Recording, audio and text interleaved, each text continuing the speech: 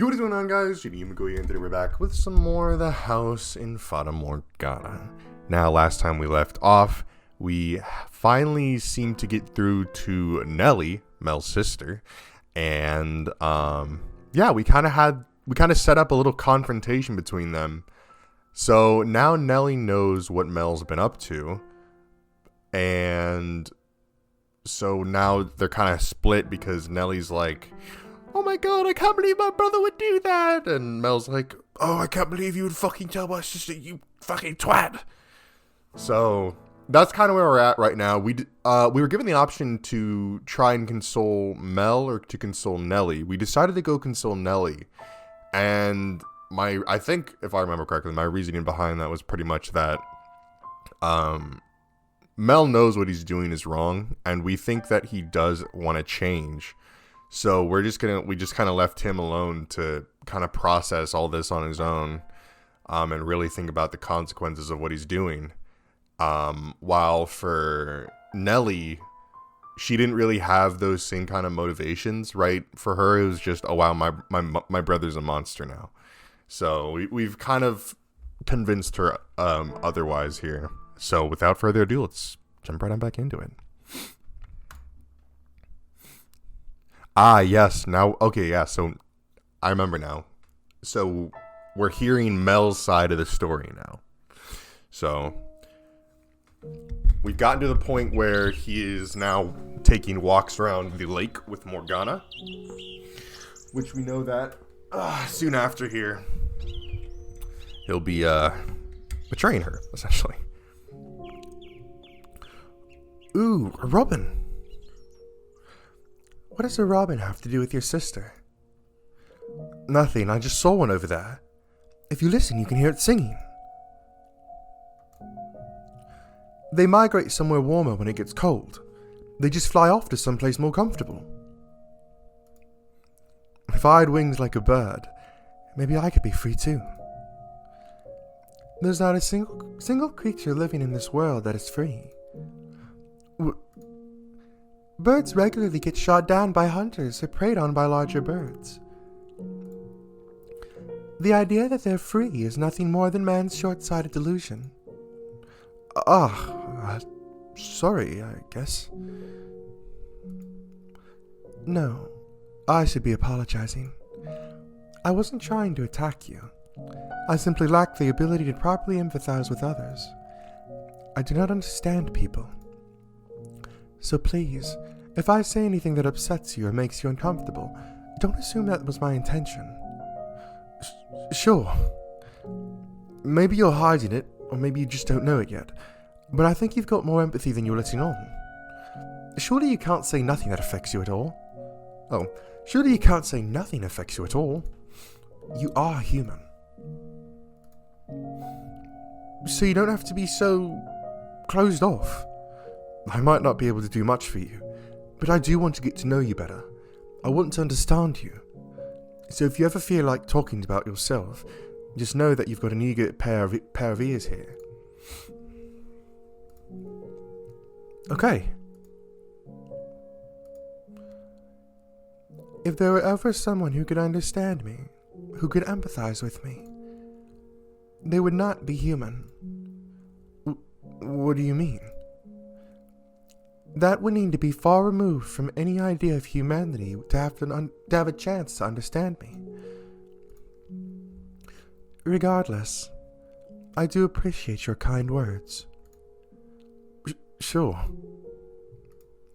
So, out of curiosity, do you have anyone, really important in your life?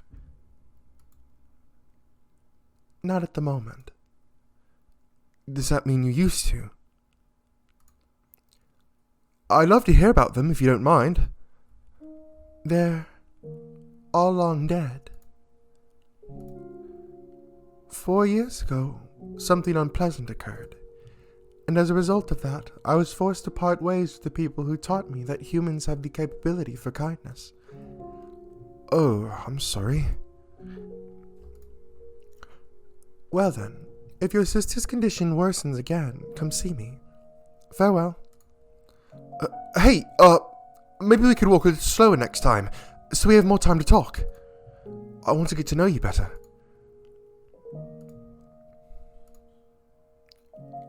I'll consider it. Does it really require that much thought? So long. Bye. See you soon.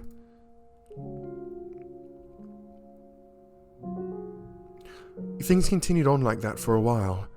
Nellie bounced back and forth between getting better and getting worse. Emotionally, I followed not far behind, getting very little in the way of peace of mind. Having to spend so much time worrying over and looking after Nellie was starting to wear me out. Even though I knew good and well she had it much worse than me.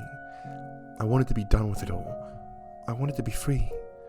I wanted her to get better as soon as possible, so I could stop agonizing over her. So at some point, I started wishing for a miracle. I didn't care if it came from God, an angel, or something less holy.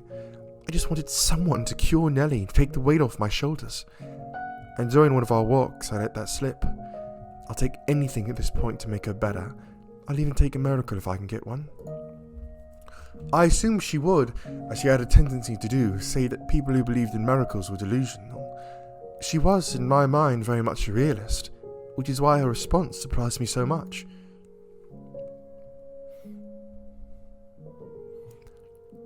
Do you sincerely wish for a miracle? What? Do you truly want a miracle no matter what form it may take? Well, yeah. I've tried everything else. God is all I can ask for help anymore. I know what you're going to say. There's no such thing as miracles. If there were, Nellie would have already been better. I prayed every single night for her recovery. It's all just a delusion, I know. Miracles do exist. Well, if you have faith and you sincerely wish for her to be healed, you will be granted your miracle. What are you talking about, Morgana? You've said many times that you wish to know more about me. Yeah, I have. Well, I'll grant you that wish. As you listen to my story, you will come to understand why I said you will never be able to sympathize with me. And as you do, hope will sprout up within you. Here in my lakeside cottage, I am known as a witch, but I did not used to be called such. No? I am the daughter of God. And then gonna run him through her whole story that we've heard before. Most people would dismiss such a claim as madness, and he almost did exactly that. But there was something strangely enchanting about her voice, and I found myself slowly drawn into her tale, listening intently to her every word. The more I heard, the harder it was to believe the harder it was to believe she was lying.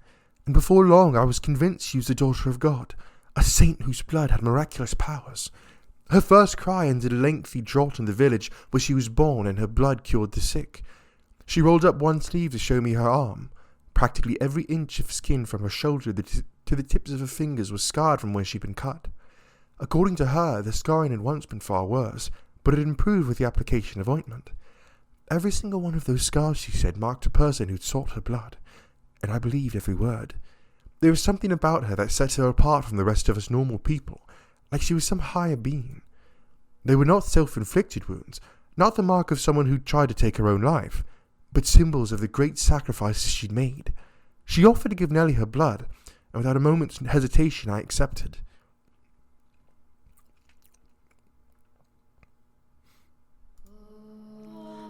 Mel? Hey, Nellie, I'm back. And I brought someone with me. A saint. A saint? Yep. She's here because medicine hasn't been working for you. She can perform miracles, so she's going to cure you. Miracles? That's right. Her blood has miraculous healing powers. Blood? Fear not, my beloved sister. Hear my words and do as I say. You must have faith for the miracle to be performed correctly. Turning down my volume. I give you my blessing that it may bestow unto you salvation. I give you my love, and I give you relief. Hear my words. I hear them. This body was created and not in a mortal womb. This flesh is not the flesh of man. This blood is not the blood of man. The water that flows through these holy veins flows from the river of creation. Have mercy on them, O Father. May the infirm find comfort in your warmth. May the destitute find reprieve in your generosity. May my flesh bring nourishment and health unto this girl. Bestow upon her your blessing, O Father. Morgana held a pale hand above Nellie's mouth and, without hesitation, sliced her own wrist. Blood slowly trickled down from her middle finger from the cut, dripping into the gaps between Nellie's bluish lips. I stood there by the scene. It was like I was witnessing some kind of ritual. I wasn't sure, however, whether to describe it as sacred or profane. Watching the fresh blood trickle from the cut on her wrist made me break out into a sweat, feeling like I was violating a taboo. My knees rattled, and I could barely stand on my feet. Needles prickled my hands, thoughts slipped through my fingers before they could fully form. Had I crossed a line that wasn't meant to be crossed? Had I stepped into territory man was never supposed to enter? In time, I stopped processing Morgana's prayers as words. It became nothing but a rhythmical sequence of sounds bouncing around in my head. My line of sight grew gradually narrower.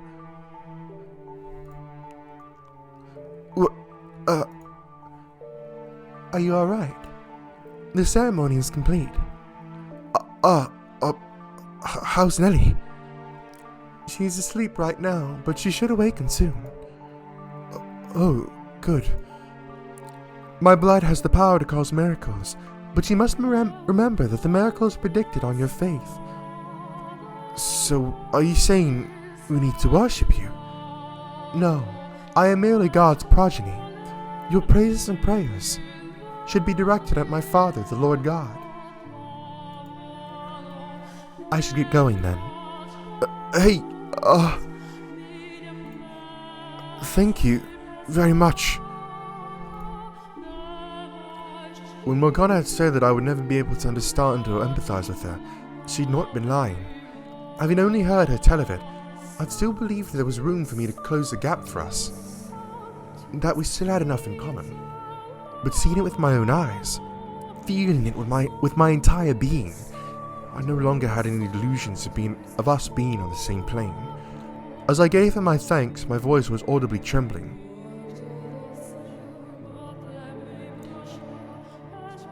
Mel, come on, get up there, Mel. Oh, Mel. Nellie. Finally, you're awake, sleepyhead. What's with the look? Am I making a funny face? Are you good to be up and about? Yep, I woke up this morning feeling wonderful. Feel my forehead, Mel. See? No fever. It's gone. She actually performed a miracle.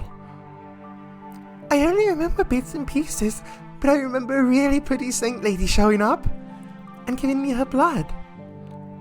That's how she remembers it. Her memory is pretty hazy, huh? And then I got this warm, fuzzy feeling inside me, and then I had this really strange dream. What kind of dream? There was a whole bunch of lights floating all around me, and they were changing into all sorts of different colours. It was the most wonderful dream. That doesn't help me understand at all, Nellie. It was a good dream, and that's what matters. It must have been the Saint Lady's power at work. Must be, yeah. I'm so relieved you're feeling better, Nellie. Sorry for all the trouble I caused you, but now everything can go back to normal. Yep. Oh shit. Yep. All back to normal.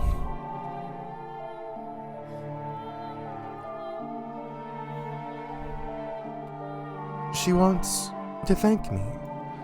Yeah, Nellie's insisting I let her meet you so she can show her gratitude. So if it's alright, would you mind coming to supper sometime? That would probably not be wise. Huh? Why not?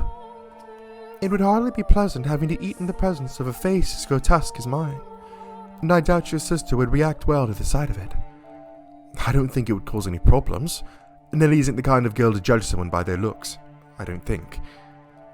Perhaps not, but to her I'm a saint, not a normal person. In her mind, she thinks I'm beautiful, doesn't she? We must maintain that illusion. It is essential to the miracle that her faith remains unwavering, and on some level, that faith depends on her idealized image of me.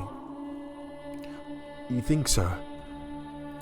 Though our time together was brief, I could see it in her. She's a girl with a great love of beauty.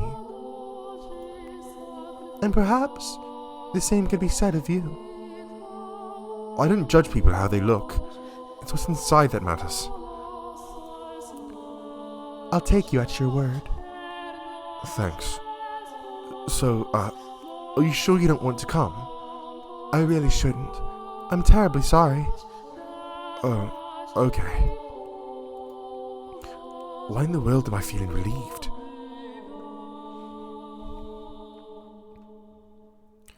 Nearly recovering was a huge weight off my shoulders, and now everything could go back to the way it was, quiet and unremarkable. I could finally go out and get a real job, forget about my old life, live like a regular old commoner. That was what I was going to do for the both of us. The problem was, Nelly hadn't actually recovered completely. She was in nearly perfect health for the first few days after drinking Morgana's blood, but soon her fever came back. She stopped being able to get out of bed, and to top it all off, she started having lengthy coughing fits. During some of them, she coughed up little bits of bloody phlegm. I nearly had a panic attack. So I rushed down to Morgana's cottage and told her that what was happening, to which she responded with a quizzical tilt of her head. Nella's health meant everything to me. It certainly wasn't the curiosity her head tilt seemed to make it out to be, but it didn't seem to bother her at all.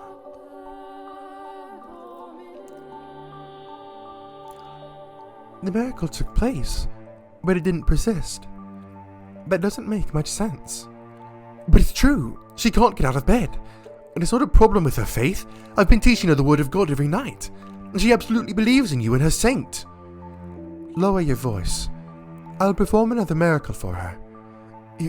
You'll do it again. I will not forsake those who are in need. And it'll stick this time, right? I cannot promise anything. But why? Your miracles aren't supposed to be temporary, are they? Whether they are or not is decided by you and your sister. You're my only hope, though. Please do not worry.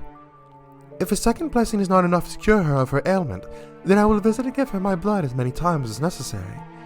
I will gladly give her every last drop of blood in my body.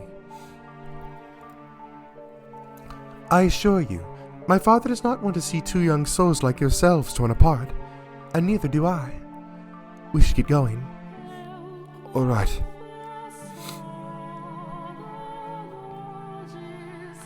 For the second time, Morgana had Nelly drink of her blood. And for the second time, she was healthy again the next morning. And for the second time, she fell ill again shortly thereafter. The fever returned. I went to Morgana and she gave Nelly her blood. The cycle repeated again and again. And every time I had to watch her go through that ceremony. It was exhausting. And I wasn't sure I could handle it much longer. I started to think maybe there wasn't anything sacred about any of this. It was just blasphemous as it looked from the outside. I was making a girl cut her own wrists and feed my sister her blood. Nothing about that sounded right. But I had nowhere else to go. No one else to ask for help. When I was with Morgana, listening to her words of reassurance, she without fail wiped away all the doubt I had. It wasn't until after she left that the wave of regret hit me. I wasn't sure what was right and wrong anymore. I wasn't sure what to do anymore. Every time I went to see Morgana, it got more and more difficult to look her in the eye. I stopped asking her on walks as often, and I stopped trying to have chats with her, not so much as a sense of guilt, because I was getting to be afraid of her.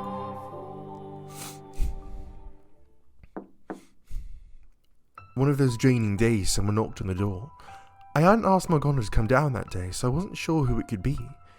Nelly was asleep in her bed, so I quietly rose from my seat and made my way to the door, trying not to wake her. Who is it? Hello, who's there? I had an inkling of suspicion, but having been raised in such a sheltered environment, I didn't understand exactly how dangerous it was to thoughtlessly open the door to anyone who came knocking. I pulled the door inward a couple inches and tried to peek through the crack. When out of nowhere, someone grabbed my shoulder and shoved me, helpless to resist, into the house. A man stood there above me. What do you think you're doing? What do you want from me? I don't have anything valuable. I'm just a regular old peasant. I'm not here to rob you. What? You're in contact with the witch, are you not? I feel like I've been kind of bouncing back and forth with the beast's accent, but whatever. Huh?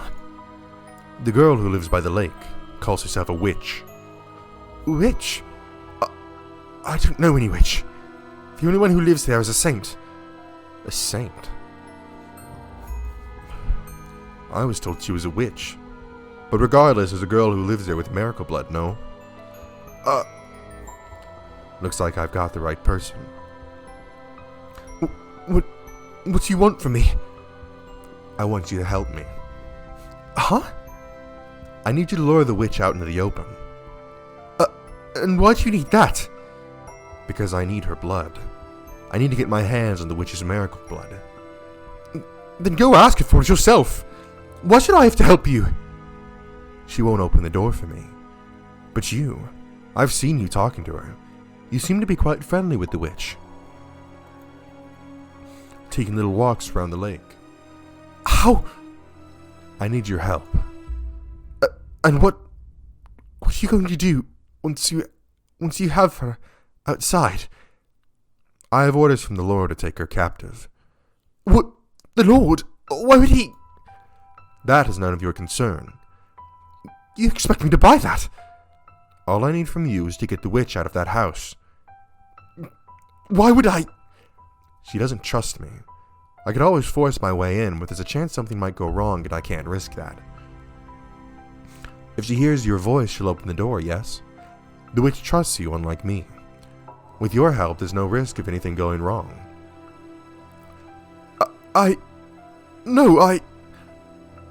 You barge in here and you tell me you want to capture her. I just think I'm just going to agree to help. Like hell I will. Oh, don't worry. You'll get your share. You need the witch's blood too, right?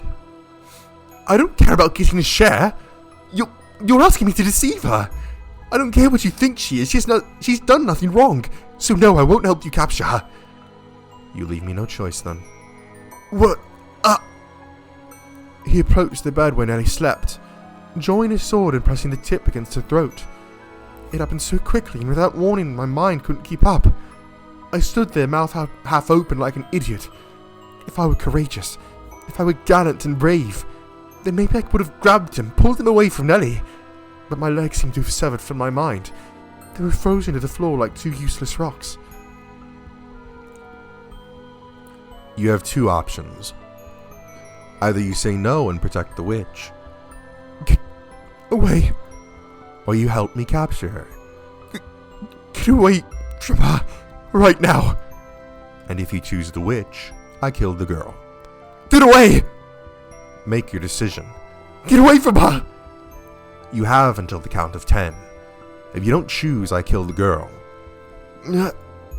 10, 9, 8, 7,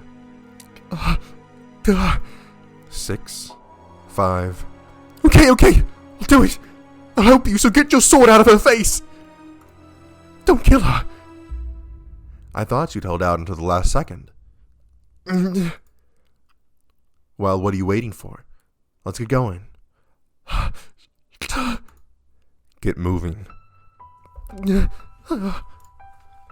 pitiful boy. I felt like jumping into a lake. I couldn't make sense of how I ended up in such a position. Just a few months earlier, I'd been living back in my family's estate, hardly a worry in the world. Nellie had been healthy and happy.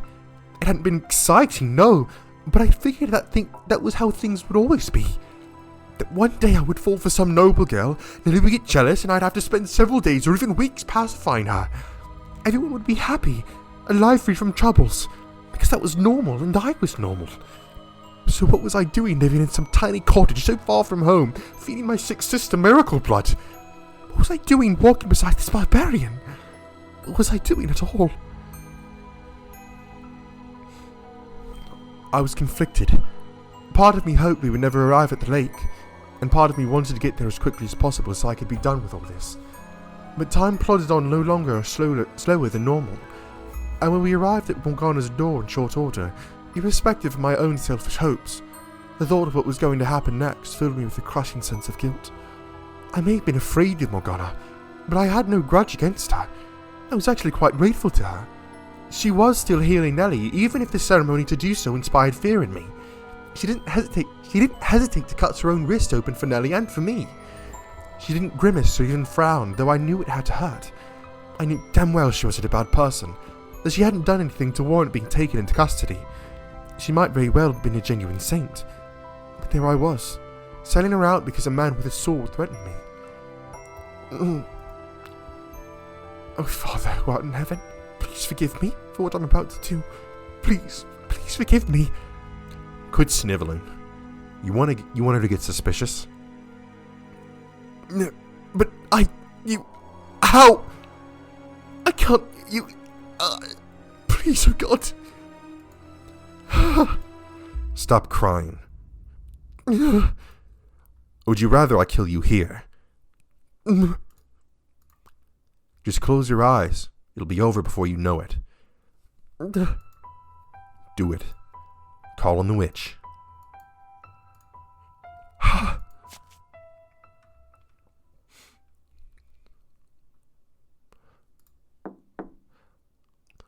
Who's there? It's me. I'm not here about Nellie today. I'm sorry for being so distant lately. I want to talk things over.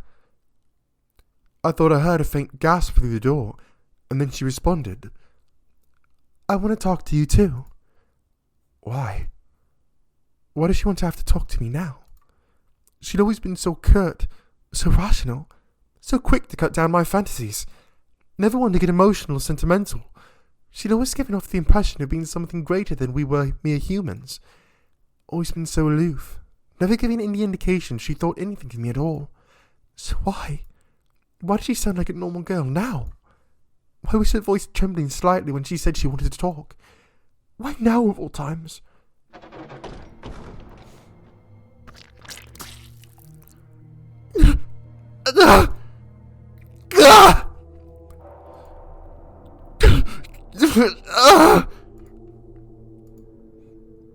Get back! No! Stay away from me! No! Help! Don't kill me!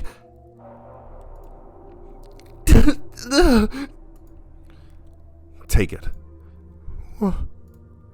That's your share. Should last you long enough.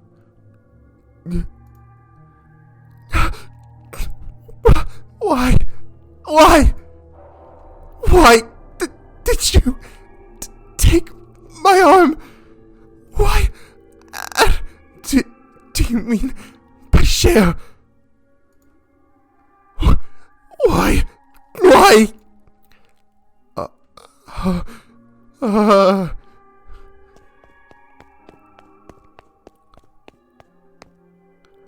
It all happened in less than a minute.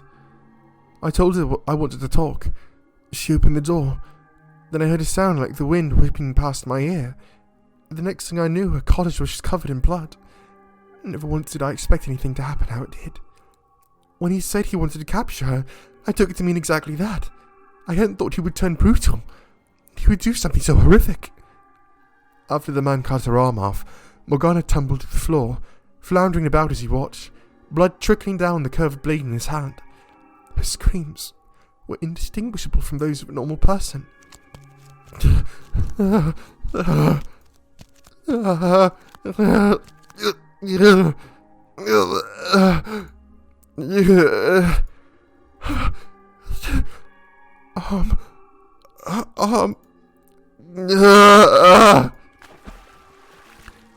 Kneeling in the grass at the lake shore, I vomited and I vomited and I vomited.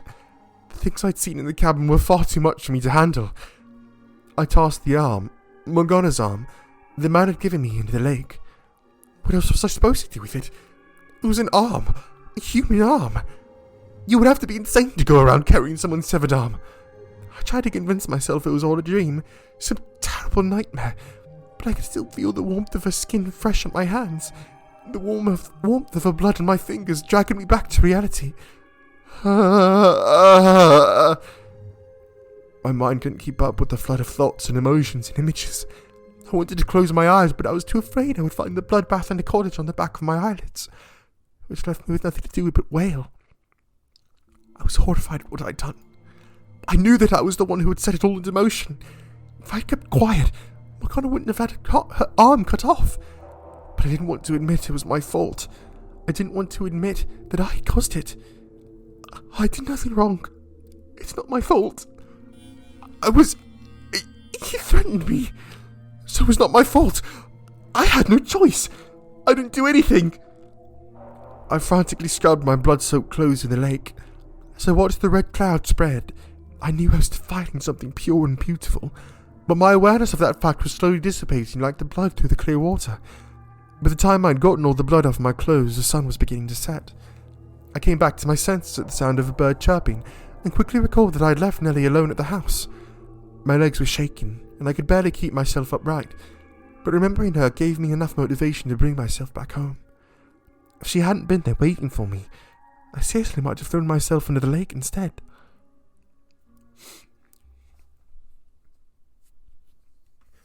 Mel?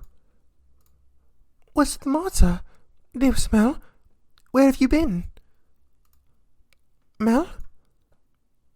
I'm so sorry. What? I'm sorry, I'm so sorry. Will you ever be able to forgive me? Dearest Mel? I never meant for this to happen. I'm so sorry. Please, I'm begging you to forgive me. I'm begging you. Were you not able to get me my medicine? Is that what you're crying about? It's not that big a deal, Mel. I'm just fine, honest. I'm alright. Thanks. I wanted to forget everything. I wanted to forget about my involvement, about the horrible things I caused to happen. But whenever I lay down to go to sleep, I heard her screams, Morgana's animalistic howls. I saw her cottage, blood splattered everywhere. I felt her severed arm still warm in my hands. From that day on, what sleep I got was hardly restful. Nellie probably didn't notice anything through her feverish haze, but I'm willing to bet I looked like hell. Praying time would cause the memory to fade, I started looking for doctors again. Instead of clinging to a miracle, I would try to have Nellie's sickness cured the way normal people did. At some point, though, all the money I'd been given started running low. If I thought about it for 2 seconds, I would have seen it coming. I hadn't exactly been frugal in my attempts to find a cure for Nellie, nor had I been especially concerned about money before she fell ill. I was so used to living like an aristocrat, and I hadn't succeeded in breaking those old habits, which left me with only one thing I could do for Nellie: be with her day in and day out. Every day that passed, I lost a little more hope. If I couldn't do anything and Nellie died, I would be utterly alone. And that was what scared me more than anything. The nightmares were eating away at me, leaving me with nowhere else to run. And if I didn't have someone there with me, I wouldn't have been able to hold myself together. After 3 or so days of me sitting by Nellie's bedside, hardly moving, there was a knock on the door.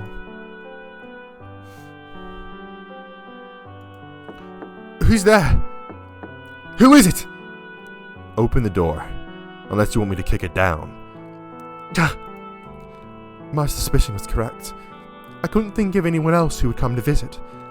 But what I didn't know was why he was coming back. I don't want anything to do with you anymore.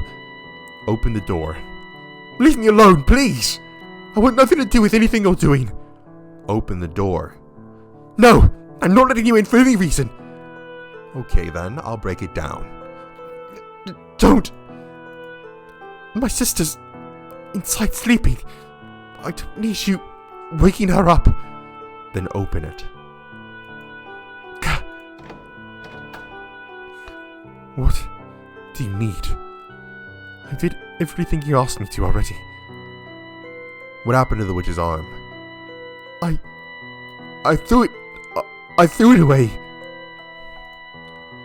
You really think I was going to keep that? A person's arm? Mel, what's going on? Do we have a visitor? Nelly, I should get them something to drink. don't worry about it, Nelly. You get some sleep, alright? Can we go outside? I'd really rather not talk in here. Fine by me.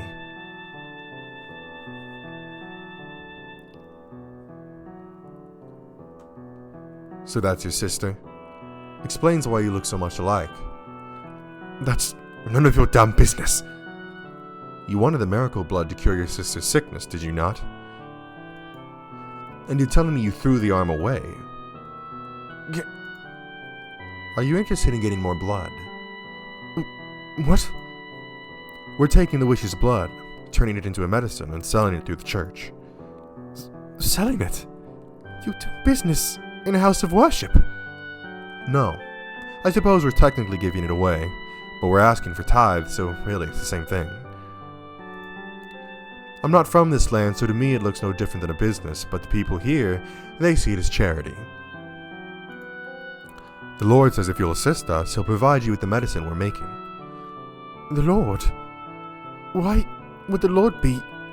Hell if I know. Because it seems like good money. So, will you help us?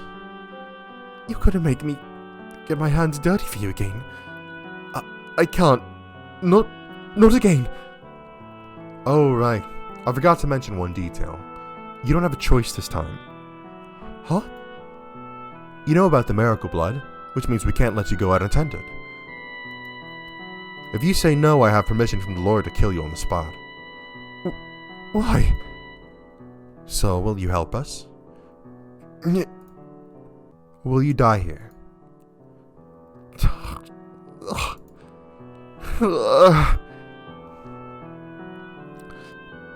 What was the right thing for me to do then? Should I have fought back and died? Should I have tried to run? Should I have taken my own life? I'm sure you've heard enough to know by now that I'm a weakling, a pushover. I didn't have the spine to do anything but agree to meet with the Lord. He told me about the mansion, and he gave me one of a set of 3 keys. I wanted so badly to get rid of the key. But with that man's shadow constantly hanging over me, I couldn't bring myself to do it. Not when I could be the next one to end up losing a limb or 2. There was no way I could have disobeyed them.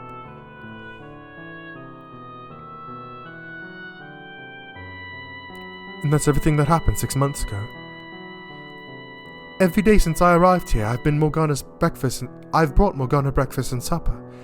She doesn't say anything, but I saw it in her eyes the first time I stepped through that door. How could you do that to me? I've never looked her in the eye since, because I'm too afraid of what I might see in them.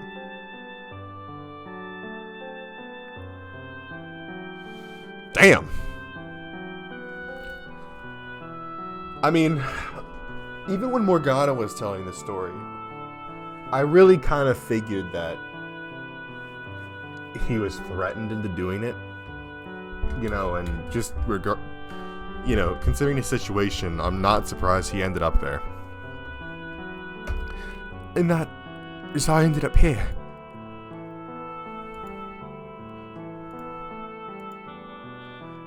So he was threatened.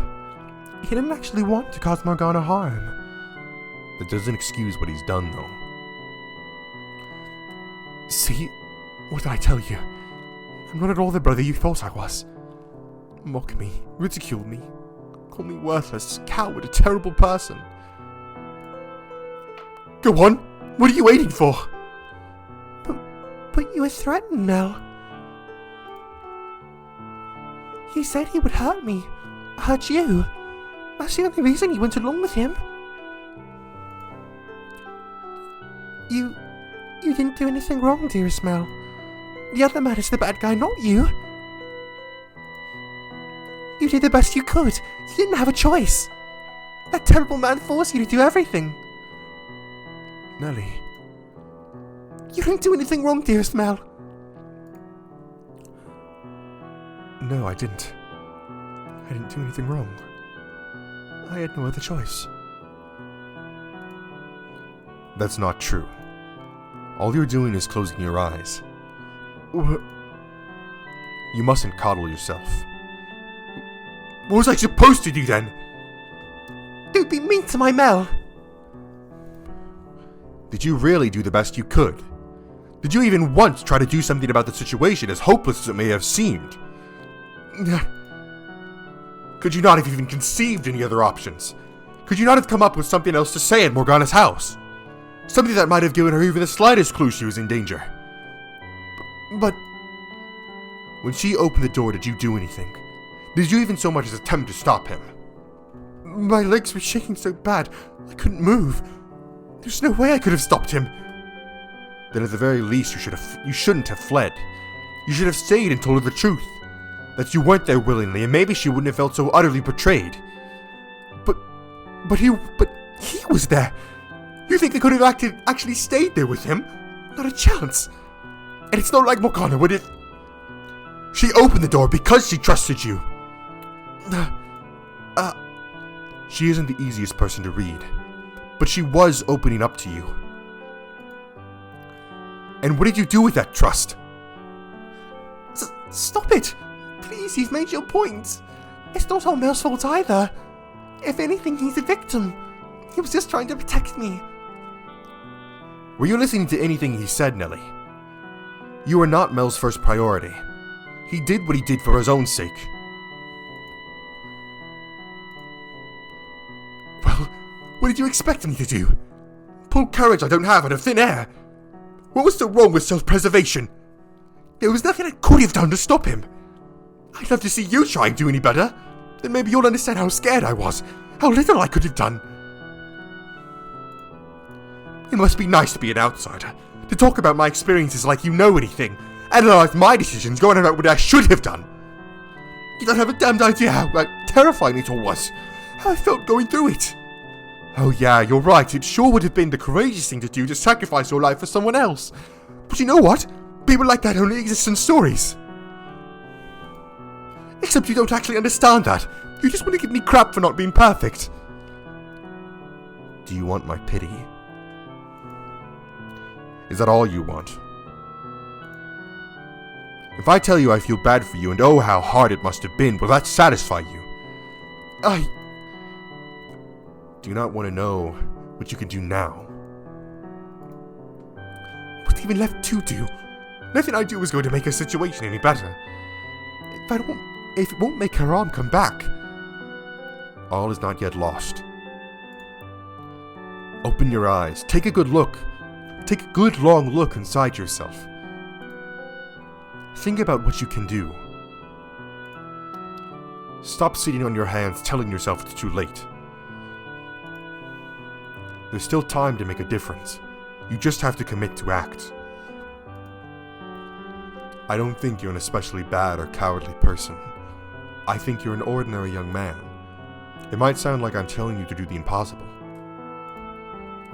But soon, the time will come when you must make your choice. When you must stand up and take some responsibility for what you've done. No one's childhood lasts forever. The good days are long behind you before you ever realize they've passed. When faced with the consequences of your actions, you should not have to turn and run. You should not have turned to run, but held yourself accountable. It is perhaps a disproportionately large burden for you to bear, but it's fast approaching, and you need to make a decision. Find your courage. Set Morgana free. Mel. Mel? But even if I open the door for her, it's too little too late. She'll never forgive me after. Is her forgiveness the only reason you should act? No, it's penance for what you've done to her. Atonement for your sins. Whether she forgives you or not is beside the point. The question on the table right now is whether you're going to do the right thing. And what about her blood? Without Saint's blood, Nellie won't... You don't have to worry about me, dearest Mel. My life isn't so important that I want to take someone else's away to keep it. I'll think about what I can do to help too. It's partially my fault after all. So please, Mel, set this English free. Your quiet life is built on a foundation of lies, and I know that by now. you've realized there's no real value in a life like that. You wanted to do something about this. You sought salvation. Salvation? But who would give it to me? I already told you I would. But why? Because I promised you. And you expect me to believe that? Yes. If you choose to sit here and wallow in your regret, there's no going back. Now is your only chance to make a change. Mel.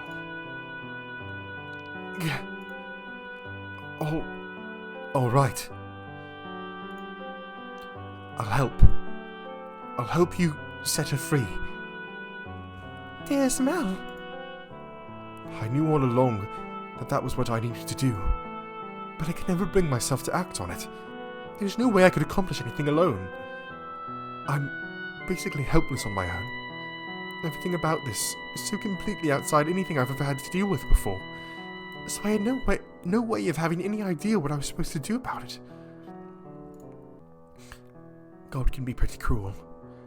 Why would he force a boy like me to make such a difficult choice? Yes, he can be.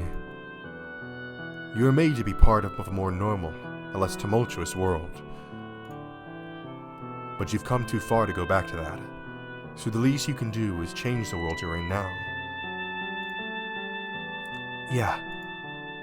I doubt I need to remind you. But you know you can't get in with only my key.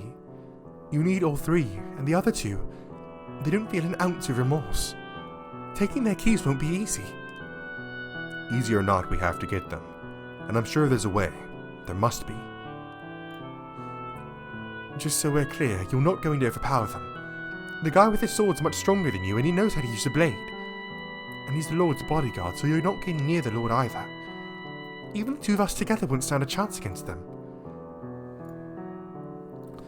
You seem pretty weak from the looks of you. Who knows? Maybe I am stronger than you. God, I really do want to hit this boy. Deep breaths, Michael, deep breaths. There must be some way we can get their keys. I know they both have people they're close to. Huh? People they're close to? We can talk about that later. Now that you've made your decision, talking with me isn't your top priority, is it? Mel. Nellie. I'm sorry for involving you in all this. And I'm really sorry for being, well, what I am. I'm no prince, that's for sure. You were always... Yeah. You always were my prince, though, dearest Mel. You did your best to be the brother I wanted you to be. Honestly, I adored the way you fawned over me. All the affection just felt so good. What? It made me feel like I was special, important. Having someone to care for, to pamper, it was empowering. That's the kind of guy your brother is. If someone else, some other girl were ever to show up and call me a prince, say she loved me, I'd probably try and act like a prince for her too. Why would you say that? Because all this, it's been so hard on me. Such a huge weight on my shoulders that every so often I would think just how much easier would it be if I could get rid of her. Damn! If Morgana was just a regular girl, not a saint or a witch or any of that, just a pretty girl about my age, she might have been the one getting all my attention instead of you. That's who I am. That's not you, dearest Mel. You're just beating yourself up. Maybe you would have chosen her over me, but that wouldn't have made you any less of a kind man. How can you say that after everything I just told you? Because, Mel, Tell me how despicable I am, Nellie. I'm not the brother you once adored anymore, am I? You're not what I thought you were, but you're still my one and only brother. That will never change, no matter what kind of person you become. It was wrong of me to try and make you into my prince, Mel. I should have done my job as your one and only sister in the whole wide world, been there to help you as such as you helped me. I kept pushing my fairy tale fantasies on you, and you did your best to live up to them, and I ended up forcing you to pretend to be someone you're not. It's not true, Nelly. I enjoyed feeling idolized. But you knew it couldn't last forever, didn't you? I should have been beside you, not looking up at you. I let you coddle me. I let myself indulge in your love. I thought everything would be alright as long as you kept telling me how adorable I was. And they were like magic words to me. I kept my eyes shut. Mel, starting today, I'm going to do my best to be your sister. I'm all done holding you to fairy tale ideals. I won't make you pretend to be a prince to me anymore. And I won't try to be your princess either. I'm just going to be your little sister. So get back on your feet and stand tall, dearest Mel. I know you'll probably have to pay for what you've done with the St. Disco's free. And I know I'll probably cry about it for days. But I won't regret making the decision. Well, I don't know what to say. I wasn't expecting you to handle this so maturely. You're putting your big brother to shame, Nelly. Mother once told me that girls grow up faster than boys. She was right about that. Thank you, Nelly, for accepting me in spite of all the awful things I've done. And for having me as your brother. You're quite welcome, dearest Mel.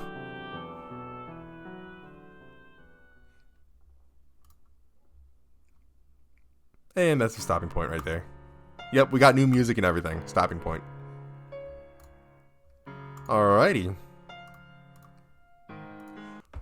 Okay, so we have finally secured Mel on our side. And I do agree with him. And I said this last episode, I'm pretty sure as well, but he's definitely going to be the only character that we can so easily just convince. I feel like this is probably, because again, Mel has Nelly, the Beast has his fiance, so in this case it'd be the nun. I kind of forget what her actual name is. Jacopo has somebody? I don't really know, because in Giselle's telling of this story with Jacopo, it was a deal where he kind of had all of his affection aimed towards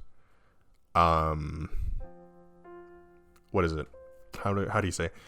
He had all his affection aimed towards the white-haired girl. That was his whole thing. And then you had that blonde maid who was kind of meddling in between all that. So maybe the blonde maid is going to make a return. I've theorized this last episode as well. So just kind of a lot of recurring stuff here. So I'm kind of thinking, we convince Mel. We may have to blackmail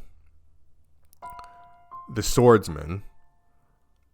Or something along such lines. And then with Jacopo, that might have to be something we have to do by force. And that also could be vice versa.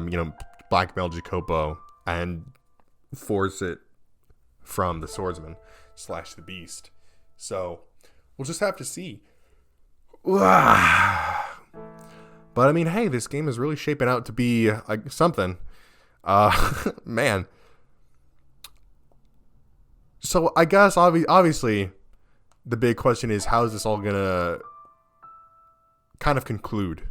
Because we set Morgana free, and who's to say if she's even gonna forgive any of these guys? We're out here to kind of, although I guess we're not necessarily out here to save them, but we are.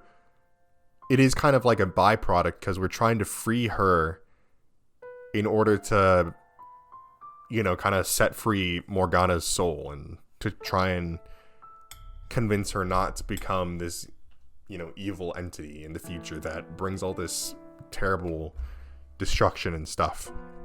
So, I guess originally I was kind of expecting we were going to have some kind of final boss battle kind of deal with Morgana, but maybe that won't actually be the case. So we'll just have to see. But that's going to be for me for this time. I hope you guys enjoyed. If you did, make sure to leave a like on the video and tell me in the comment section below what you'd like to see me play next. If you enjoyed this video or any other videos or series on my channel, then I highly recommend that you hit the subscribe button and turn on post notifications so you'll be notified when a new one of those videos comes out. Anyways, that's it for me, and I'll see you in the next one. Peace.